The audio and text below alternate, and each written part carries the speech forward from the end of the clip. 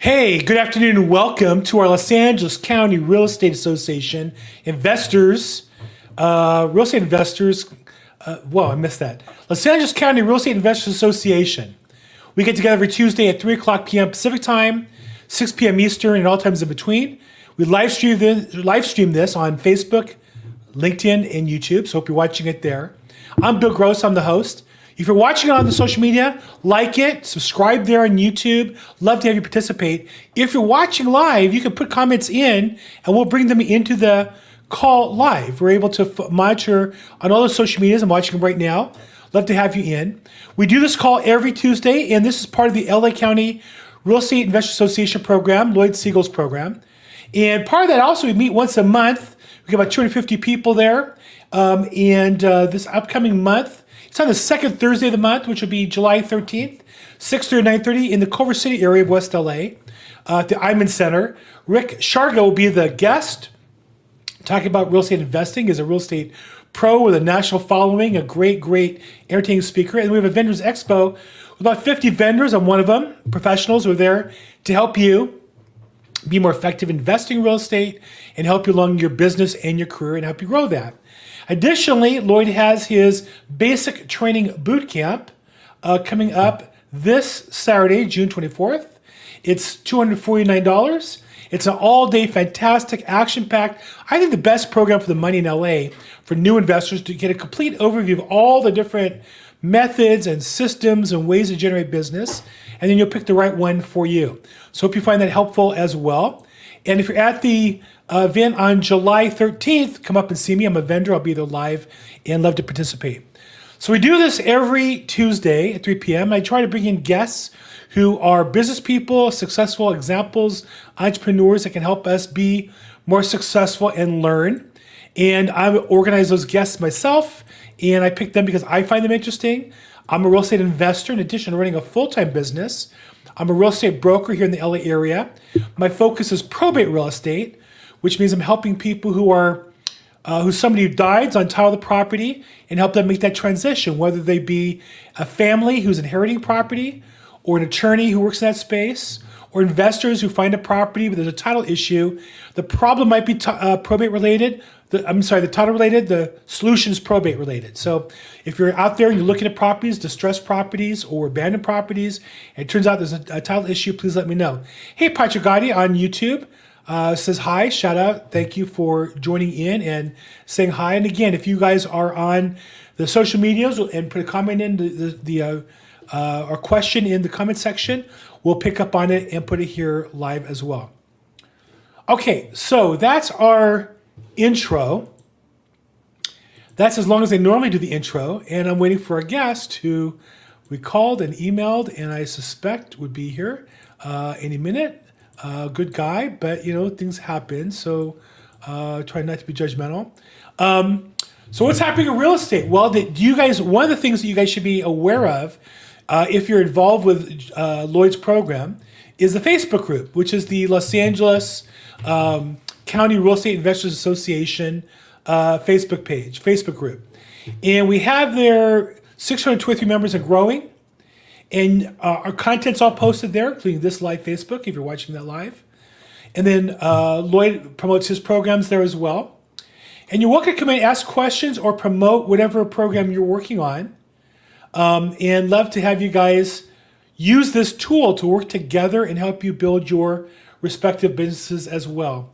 I'm looking for the Monday quarterback. That's last week's episode. I had my good friend Wade Wright on last week. If you guys missed that, go into the Facebook group and catch up on it. It was a fantastic episode on real estate investing, and particularly out of state. So he's somebody who lives here like I do in Los Angeles, but he's investing in property outside of California. So let me also show you, if I can, visit, share screen, Windows, and where's Lloyd? There we go. The Monday Morning Quarterback. This is an email that Lloyd sends out every Monday morning. And it's his overview of the real estate market and the real estate business. And I think to get you thinking, this is somebody who's been in real estate investing for a long time. has literally coached and mentored hundreds of people. And so he's showing you two things. One, what he's looking at, and two, his perspective. And so we started off talking about in the beginning what's causing the problem in California housing. And really that one of the real problems of housing is we just don't have enough houses. And politicians make it sound like some sort of affordability crisis or other issue. But in California alone, if we had 2.5 million more homes, prices would be less. More people could afford to buy a house. We'd have better housing stock. And so he explains here why certain areas can't be built because of fires. And I just think in general, I think the reality is, whether you agree with them or not, our political class has decided we don't want to have more houses. They want more people in apartments, high rises. They want people squeezed into buildings more than homes. And more people, the American dream, is owning a home with a yard.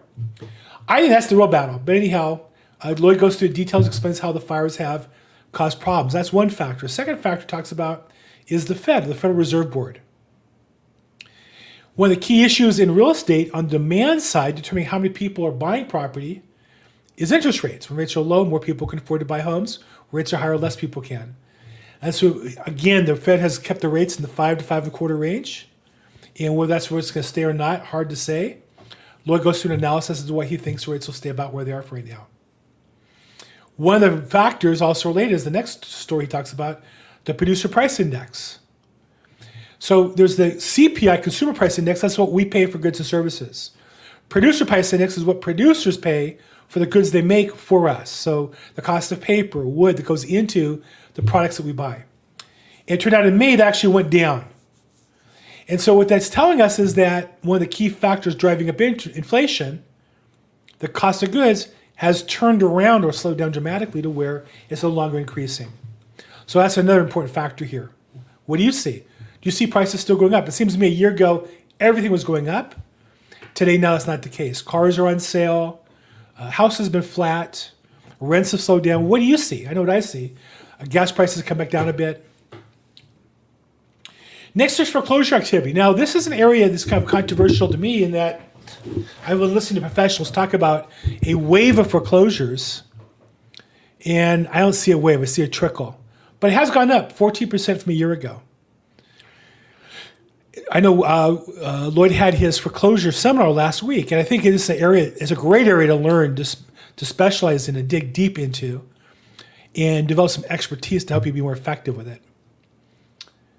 Next, this is a big story. I don't think we appreciate here in LA, but Westfield's downtown mall would be kind of like Century City Mall, or it would be like Westside, of course, closed down. Westside Pavilion closed down. But the Westfield is a company that owns multiple malls, Fox Hills here locally, Culver City locally. But they're really their finest properties downtown LA, downtown San Francisco, the Center Mall, and they're closing it. Now, partially because of office space, less people going to offices, less people need to buy stuff downtown, less people going downtown during the day. Also crime, which, in some ways San Francisco is ahead of us by 6 months or a year. It seems the trends that happen there come down here. The crime that's increased in San Francisco has come down here as well. And so here is a huge company. Now keep in mind, when in commercial real estate, and this is why when you invest, you might want to have an LLC. When they get over their heads, Brookfield, who's the operator, puts a property in LLC, and if it doesn't work, they just say to the lender, sorry, it didn't work out, you can have it back.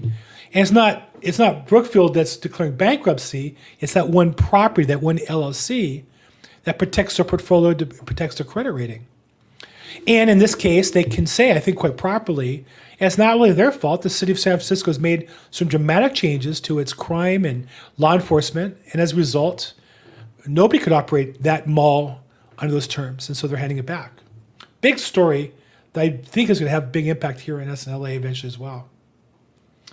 Next, Lloyd is a bit of a architecture aficionado, and he makes a point of pointing out the Broad. Eli Broad was a big real estate developer, Kaufman Broad, and so he donated. Eli Broad donated a ton of money to make a 50,000 square foot, 2,000 piece collection of contemporary art And this is the outside of the building, just finishing up. And so he's talking about how incredible that particular building is. It's getting some love. The architects were Diller, Scofidio, and Renfro. So just another kind of beautiful piece of architecture here in Los Angeles. What do you see as a big piece of architecture in LA that gets a lot of attention? One I notice is the lights on the museum at on Wilshire Boulevard. What museum is that? MoCA. It amazes me how many tourists go there to get pictures taken where those light stanchions are. As a neighbor, I never really thought about it, but it's become a real tourist thing. And this, I think, is projected also to get a lot of attention and photos and such. Next there's an obsolete lighthouse for sale. The government, the General Service Administration, is selling an access light station, which is on Long Island Sound between New York and Connecticut. So it's on the north side of Long Island. And the bidding starts at $10,000. Who wants to buy a light station? I imagine somebody will do something, some sort of a touristy thing, and get boats to go to and from it. But wow, wouldn't it be kind of fun to own something like that? I'm sure there's cost, maintenance, electricity, and water must be outrageous there. Anyhow, interesting story, cute story. It kind of gives you an idea of where Lloyd's head's at.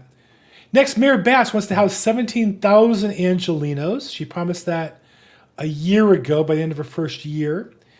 And she's saying so far 14,300 have already. That puts her 80% of her goal. So there you go. I don't know if that's true or not, but that's what she's claiming. And she has a big push out to claim unused property in the city to use that for housing. So there's property that maybe before was used for offices and industrial and storage. So if you're interested in developing, obviously things like affordable housing are definitely going to get a lot of attention right now because the mayor's pretty much on that. Interesting story. I don't know. I don't find it that fascinating, but Lloyd did. On a Sherpa, person who carries, helps people up climbing Mount Everest, climbed and rescued somebody, climbed down, I think 600 meters, down what's called the balcony, this back area of Mount Everest, and really saved a guy's life. So many people have died up there. I forget how many, I would say a couple hundred, have died the last bit of Mount Everest. And anyhow, in this case, this Sherpa saved this person from dying and dragged him down. So fascinating. And then just a reminder, the boot camp is on Saturday, June 24th, 9 to 6, the whole day, $249. And just take a look at the curriculum. What he does is, I think, gives you the whole menu, the whole buffet of real estate investing. And if you're looking to be an investor or to build a business, you can pick one. But at least you're exposed to all of them because there's some overlap. I'll give you an example. My specialty is probate. But I have a property right now that we're closing because I understand what easements are. I'm a realtor. I've done wholesaling. As a probate realtor, I've had properties that have been in foreclosure. I know how to deal with those. We deal with title insurance all the time, mortgages. We don't do with promissory notes as much. We do more mortgages, but there's some. We have deeds of trust instead. I do the purchase contracts. He's going to talk about escrows, assignments. Great way to get started in real estate investment if you know assignments and wholesaling. How to structure deals and more. So it's a great program. Saturday, June 24th at the Iman Center. Same place we have the monthly program. And if you're interested, go to LARIC.com and sign up. And then our Vendor Expo is again on the second Thursday of the month, July 13th. Rick Sharga is the guest. Look forward to that. And then here's my podcast. And that was Lloyd's email for the week. So normally we have a guest. I'm not sure what happened to him, but he's not here today. So we covered these issues. If you have any questions, jump in. If you have any question or comment or success or failure regarding real estate investing, here for a few minutes, put it in the chat. If you're watching on live, I see we have people on YouTube, my YouTube channel. Shout out to my YouTube channel. Thanks for joining in there. If you have questions, comments, issues there, put them there, and I'd be glad to help answer them. I'm in this business every day. This is what I do all day long is I help people who are investing, help people who have properties they want to get rid of, helping them sell the properties and get the top dollar for it. Whether they want to fix it up or just sell it outright, we do both. So, oh, wow, here's my guess. I'm not sure why he just sent me an email. Oh, I hope he jumps in here. Let's hang on for a second. Let's give our guest 1 5 more minute period, or 1 more minute period here. I think he came in at, what time was that? 3:13 a minute ago. There he is. Spencer, how you doing? Hello. I'm sorry I'm late. That's okay. Well, you're not late. You're on time. When you show up, you're on time. That's the definition of on time, actually. How you doing? I'm doing good. You're worth waiting for, Spencer. I appreciate you taking time for us. For as much as I'm paying you, I'm really disappointed. So Spencer is with Mill Creek Commercial. Let me get this fixed up real fast. 1 second. There we are. Mill Creek Commercial. And they make scooters. No. They help people get passive income in real estate.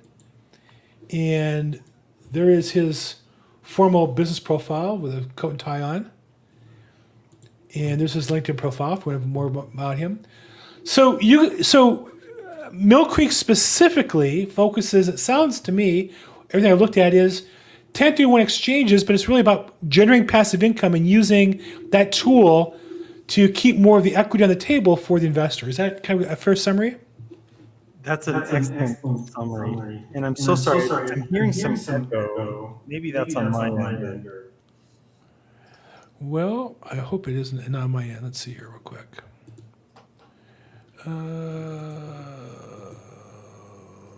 Let me put my headphones in and maybe that will help.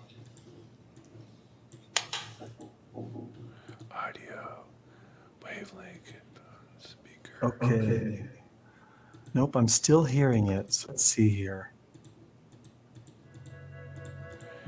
Okay, there we go. Is that a little better? No, I'm still seeing it. I'm still hearing it. So let's try this.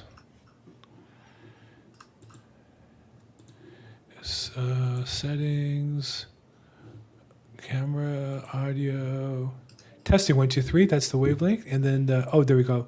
Hold on. I've been having. Yeah, you know what the problem is? It's on my side. And the problem is I have you coming through my speakers because I can't get the... Can you give me a sound check real quick? Testing 1, 2, 3. I can't hear you, but I know you're coming through. So it's on my side. And I'm sorry. I'm going to have to... We just have to fight through it because I don't have a way to hear you without you coming through. Sure. I can do that. Yeah, okay. That's the best I can do. Okay. Anyhow, so let's talk about passive income. Yeah. So basically your overview is perfect. We love assets that require very little handling, very little management, very easy to own and operate. So we help smaller investors get into this asset class, single tenant net lease properties across the country. They typically have exceptional tenants. They're on busy corners. Tenants sign long-term leases and they sign a triple net lease, which basically removes any of the management of the real estate away from the landlord and puts it on the shoulders of the tenant, right? And so if you think of like a CVS, Dollar General, Family Dollar, and other kind of these locations that are just one building, one tenant, and they sign these long-term triple net leases, and it's a very productive way to own real estate without really encroaching on kind of your lifestyle. So we love that asset class, and our fund buys and builds these buildings all over the U.S., and we sell pizza by the slice. Most of our clients are coming in through a 1031 exchange. Sell a duplex. Where are you going to go if you don't want to go back into another duplex? You can own a portion of a Family Dollar with a long-term lease and never really have to deal with tenants, trash, and toilets. So that's our vision. That's our purpose. And that's what we do. We love it. Another feature of what you're offering is you give real estate investors a way to sell the property they have now and to diversify as well as get out of an asset they went out of. Maybe they have equity, they don't like the asset anymore. Rental property in Los Angeles, a perfect example. Yeah. They have equity, they don't want to pay it all to Uncle Sam and to Uncle Gavin Newsom, so they want some sort of tax advantage strategy. But to buy a bigger property might be a bigger problem. And so you give them some options, I think, to avoid that by some of these prepackaged properties. Yeah. So, most landlords are like an accidental landlord, right? So they buy their first home and then they relocate or they outgrow that home, and someone put this seed of an idea in their mind of, hey, why don't you turn this into a rental property and generate income off of it? And so they do that once or twice, and so they might have 2 or 3 rentals. And what served them well in the beginning, in the early years, values have kind of shifted, right? Their career's taken off, or they want to retire. They've maybe owned it for longer than 27 and a half years, so there's no more depreciation. But if they sell that rental property and pocket the money, they're going to pay a lot in taxes, capital gains, depreciation recapture, all the other taxes associated with that transaction. So our values shift over time. And so what worked good for them in the early years isn't working the right way for them now. And so they can sell that duplex or fourplex or single family rental, do a 1031 exchange into something that's more conducive to kind of the way they want to live their life. So that's what we do. Yeah. It's fun. And so unlike just any agent who says, well, we can help find you something, you've already identified properties that are suitable for somebody who's looking at as a 1031 exchange. You already identified properties are set and ready to go, right? So what's the difference between you doing that and me? Meaning, I have a client who wants to sell a building. I could sell them a bigger building, but I have to go out and find something they might like. You already have some of these properties kind of identified and under contract at some level, or how do you make that work? Yeah, so our fund will go out and acquire the property or build the property. So we have a pipeline of available properties into the future, right? And when someone sells a duplex and their agent says, most agents say, great, thank you for allowing me to list this. It's sold. They don't have the 1031 conversation like they should, right? And an easy question for that is, okay, landlord, what are your 1031 exchange plans after you sell, after you close?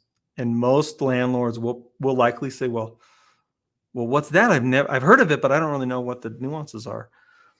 Okay, well, you can sell this rental and then you can buy another rental and you can defer your taxes. And in the landlord's mind, they're thinking, okay, I'm selling this duplex. I don't want another duplex because I'm worn out. I want to retire as a landlord. I'm 72. I just don't want to do it. And so an agent could try to find him a commercial building, vacant land, industrial, strip mall. But that takes its own kind of expertise. When you're evaluating vacant land, there's a lot to evaluate. You have to be an expert in that field, right? And so you have 45 days to identify and then 180 days to close on that relinquished property. There's a lot of moving pieces and there's a lot of emotion. Oh, I don't want to pay the tax and I don't want to get into something that I don't want. And so the agent can bring their client over to us and say, Mill Creek Commercial perhaps can offer something that you want. Long-term passive income, tax deferred, long-term lease, credit rated tenant. And it kind of checks a lot of boxes, and it allows the landlord to get into something, that they really want.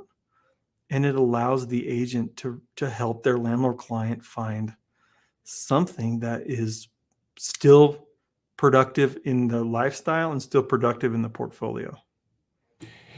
And I think I would describe the investments that you typically show maybe less risk, a little less reward, but more of a conservative, moderate alternative than the multifamily property typically they're selling out of, right? So you're talking about a retail property with a Class A type tenant or triple, I'm not sure Yeah. you rate it, tenant, and it's an established business, established financials. It's already rented up. It's already been renovated. If not renovated, it basically they're just buying the cash flow with their equity at that point, right? Yeah, Yeah, most most residential agents, commercial agents say, great, let's get into multifamily. I have 100 unit. And let's say they can afford 100 unit, right? Those are trading at, those cap rates are really low. So they have to go into something that is going to require sweat equity, equity to remodel, and time. And you can make a good living if you know how to handle those three kind of elements of investing in real estate. But when you're coming out of something a little smaller, duplex, fourplex, or single family rental, you often don't have the means to get into something that productive, right? And most who are wanting to retire from landlording don't want that. They already went into debt. They paid it off. Why more? And so our offerings, monthly cash flow, backed by a strong tenant, unlikely to leave. Not that it doesn't ever happen, but unlikely to leave. When was the last time you saw a CVS relocate across the street to save a few dollars on rent? They don't. They just don't, right? And so we want to solve the problem of the cash flow. We want to solve the problem of the tax deferral. Yeah. I'm in Los Angeles, so we actually have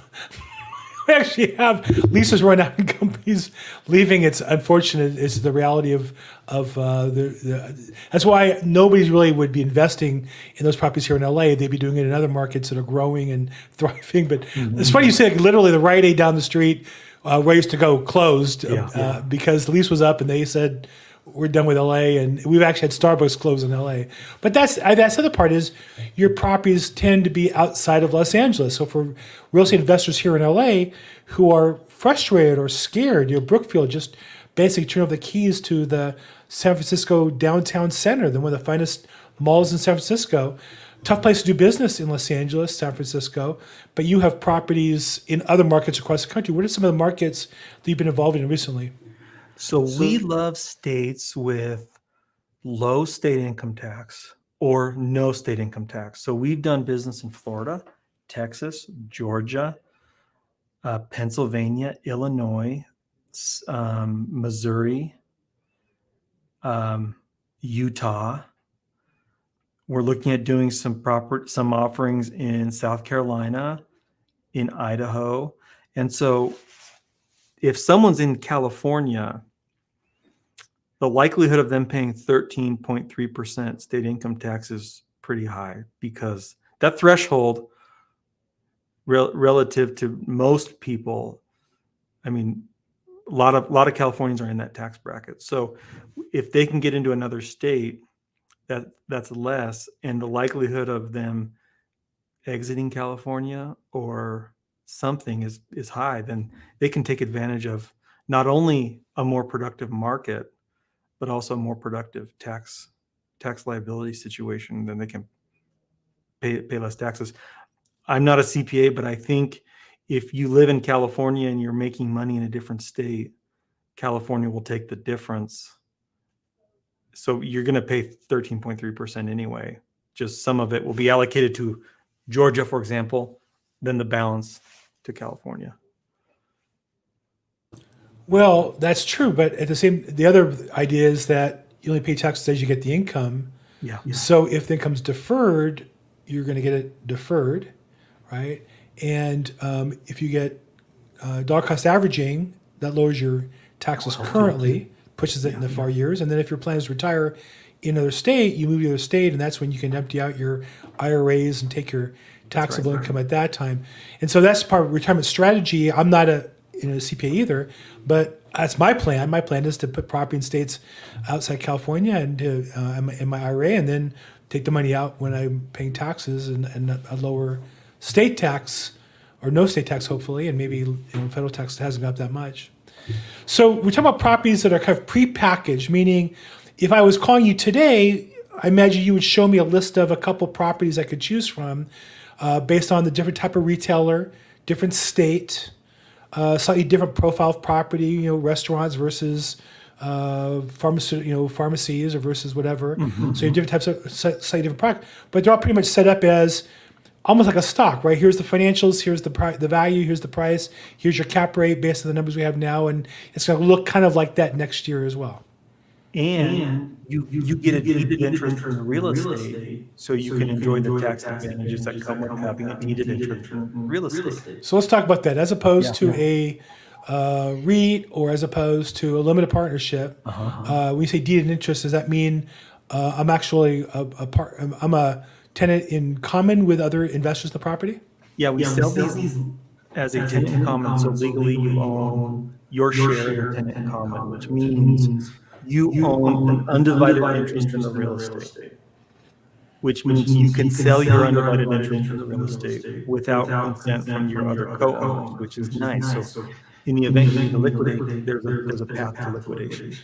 You can pick the price, you can pick who to sell it to. We've set ours up in our tenant in common agreement that you have a 15-day, like a first right of refusal if someone wants to sell their share, which is I think a common courtesy. But the lease is already signed, tenant's already in, operating, paying rent, and it's an easy way to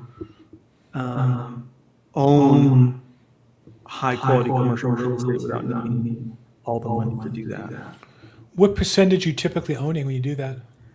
So our average buyer is coming in with about 400,000. So, I mean, in a $2 million building, there might be 7 to 10 people. $8 million vertical building, there might be around 22 people. And so when you buy property as one of two buyers, there's a couple problems. I deal with this in real estate all the time where maybe dad dies and leaves an interest to two brothers, and now you have two owners, and they don't know each other, don't like each other. They may have completely different financial interests.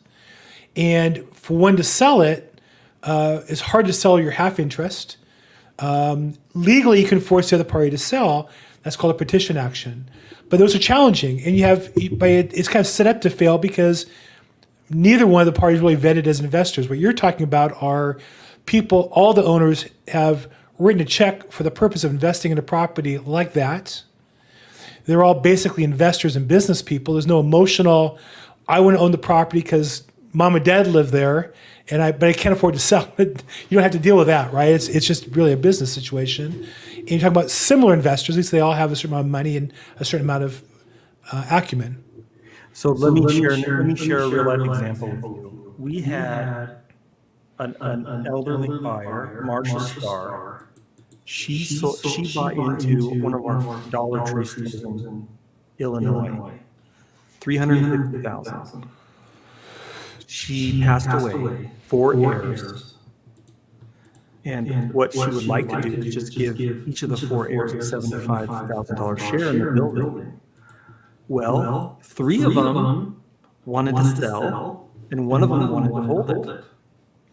And if it were a single property, that would cause some tension, right? That would cause a lot of discussion, hurt feelings. Well, what is it worth? I don't know what it's worth. In this case, it's worth what she bought it for because it spins off the same rent that she bought it, right? So one of the siblings was able to buy out the other 3 because he wanted to hold it, he wanted to keep it. And the 3 siblings took their money as part of their inheritance. And it seemed to work a lot smoother because everyone in the end got what they wanted. The one that wanted to keep it could keep it. The one that wanted to sell it could sell it. And it's a lot less about, okay, I don't care what I get for it. because I just want the money. Well, they can go and they can sell their share for pennies on the dollar and liquidate something, and then the others can sell it at market value and wait a little longer, right? So everyone in the end got what they wanted, and worked out really well in terms of a legacy planning tool. The deed's already divided. We can divide it again, right? We have a lot of people watching on social media, on Facebook and YouTube. One of the people, SE Pi, I'm not sure what that stands for, asked a question, triple net, is this residential? Now, it could be, right? You might buy, but in your case, you're typically not doing residential properties. You're typically doing commercial and retail. Are you doing industrial as well? We would love to do industrial. We haven't done industrial yet, but we would love to do industrial. And I'll tell you why I love industrial. Oftentimes, industrial is holding heavy equipment, bolted to the ground, and the cost for relocating is very expensive, very high.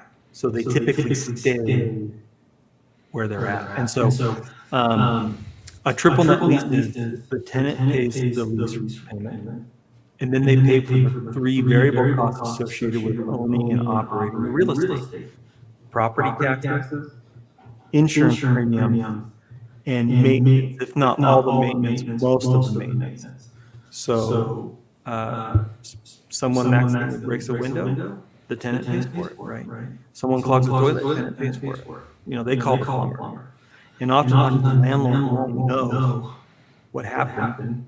They don't know what plumber the tenant hired. It's all kind of on the burden of the tenant to solve that and fix it. A strong double net lease, the landlord is responsible for basically the building, the foundation, the parking lot, the roof, and the HVAC. The capital improvements that are few and far between. And then maintenance on the HVAC, maintenance on the parking lot, often covered by the tenant, that sort of thing. But you can imagine a business like McDonald's breaks a window. They can't be dependent on a landlord to get up and get out and get the window fixed. They have their own, I'm sure, contracts and suppliers and vendors who are constantly fixing windows or probably prefixing windows with new technology, because that's the business they're in. And so the landlord is basically just, in essence, collecting money for the value of the lease of the property. But McDonald's operates everything on top of that. I think that's the classic example of a triple net in how to work. And as an investor, you're literally just getting, mailbox money.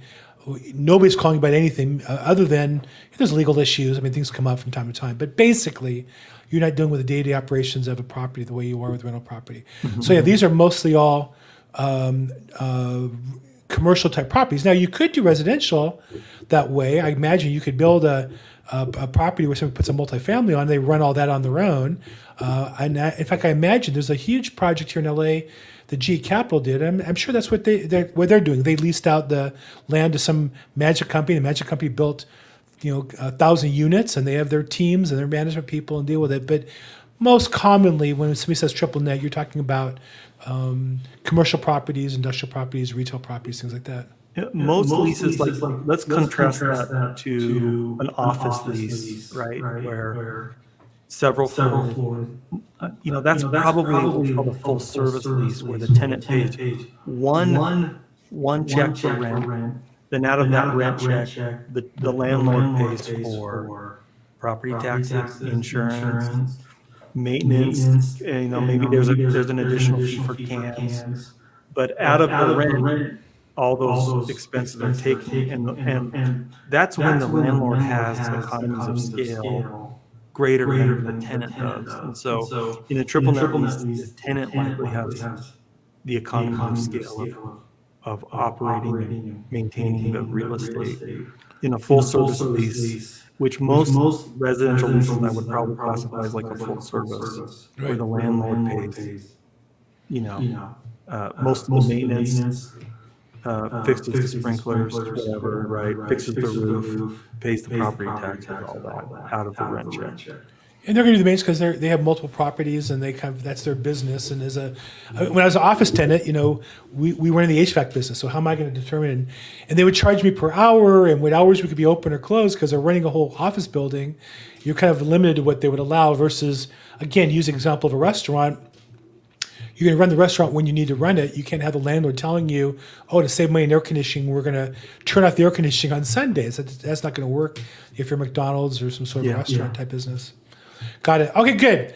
So, Selena, thank you for that great question. I appreciate your support in there. Anybody else watching on the YouTube or Facebook, feel free to put questions in the chat box. Of course, like it if you like this, subscribe if you want to see more content like this regularly. And I do real estate content related to real estate and probate real estate every day. Love to have you guys comment there and participate if you're interested as well. So, Bill, can I add one more thing there, Bill? Please, yeah. So oftentimes, our most of our clients are coming and they're wanting to retire from the day-to-day of owning their own real estate, right? And so they are older, they're kind of tired, their back hurts, they're late, right? All that, and they don't want to deal with all of the real estate needs.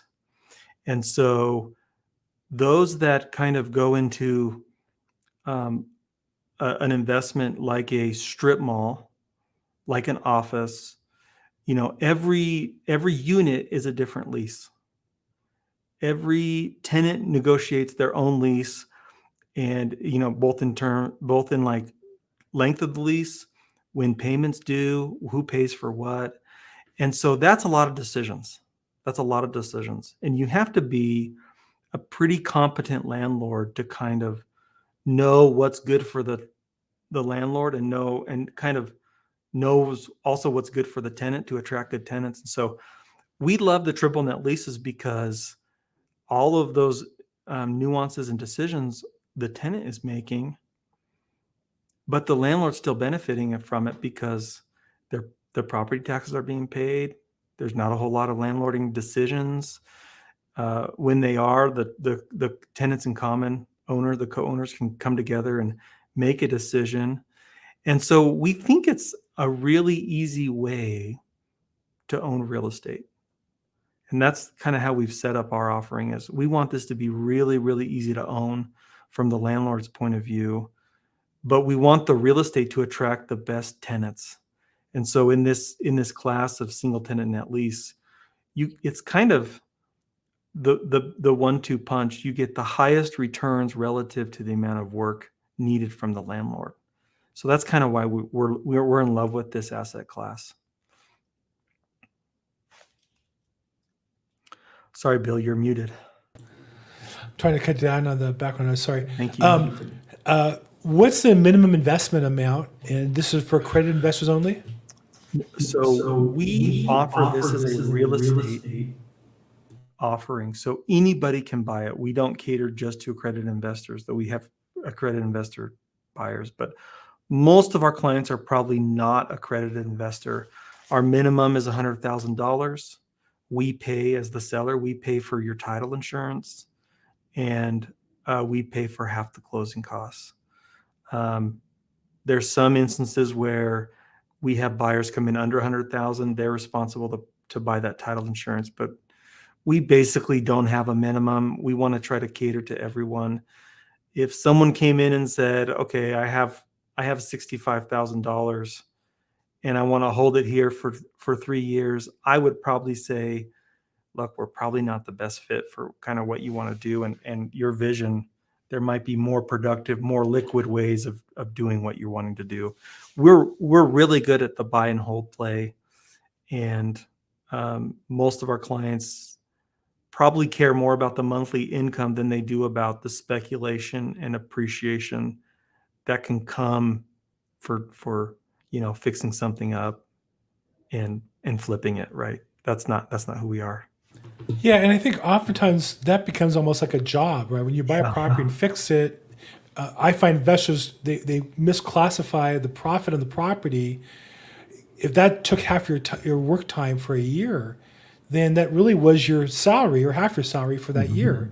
And you have to separate that from your investment money. To me, my investor money is what do I make when I write checks on Sunday when I'm not working, and I get a check a month or a check a quarter. That's investment money.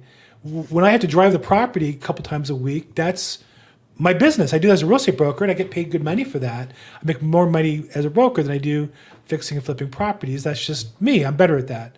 So you have to be careful. And this is an opportunity for real, much more passive income. I think the thing that also impressed me about you was I discovered you through your podcast and your resources. You offer a lot of ways for people to learn about this asset class as well as your company to get comfortable. Talk a little bit about your, what you offer there and kind of your thinking behind offering it. Sorry, what we offer. Repeat that. What we offer For education and for people Okay. to learn about you as a company as well as the asset class. Yeah, so we do a monthly webinar, and the topic is basically how to invest in commercial real estate without buying the whole building. So we talk heavily on 1031 exchanges, the rules, tips and tricks, what to avoid. There's something called a reverse 1031 exchange, a forward 1031 exchange. We talk about the deadlines, and these are all set up by the government, 45 days to identify, okay, what does that mean? And we have experts on talking about all of that. And then we have a podcast. The podcast is called The Commercial Connection.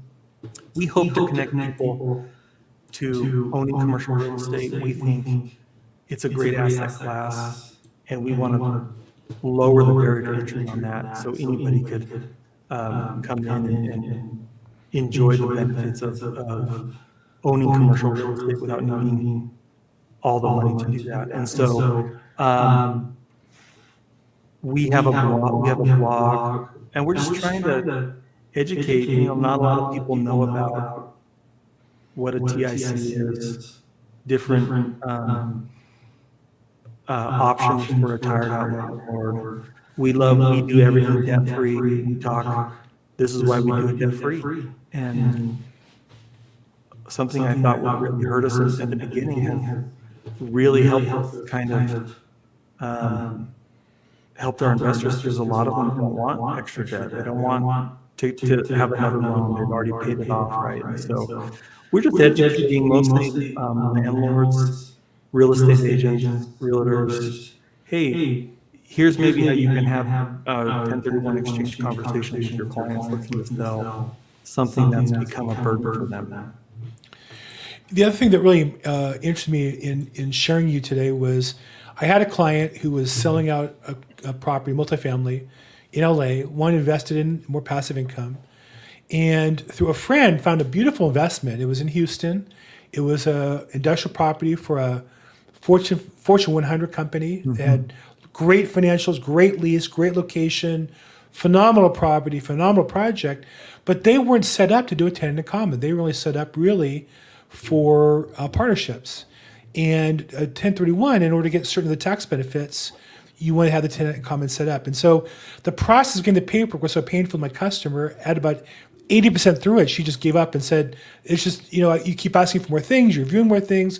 It was obvious they hadn't done it, regularly. They were upfront, they told us they had done it up front, and they're willing to try to accommodate. It just didn't really work out. And you guys are really set up, really, I think, exclusive almost to do the tenant common. So it's a great opportunity for those that it fits.